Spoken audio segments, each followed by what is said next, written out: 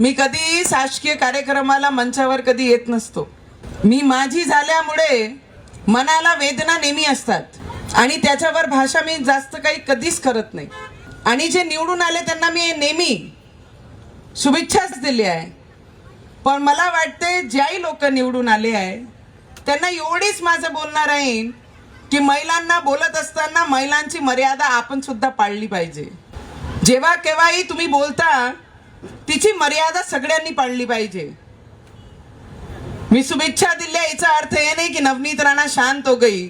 शेर शेरनी अगर शांत भी है तो डकारना कभी भूलती नहीं, याद रखना. और मैं मेरी मर्यादा कभी भूलती नहीं हूं.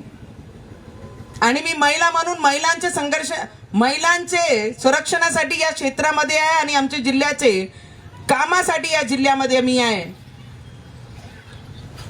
रवीजी, मी माझा पराभव झाल्यानंतर आपण 75-80 हजारांनी या मतदारांनी तुम्हाला निवडून दिलं आणि ज्या पद्धतीने देवेंद्र फडणवीसजी प्रत्येक गोष्टीसाठी प्रत्येक कामासाठी तुमच्या पाठीशी राहतात.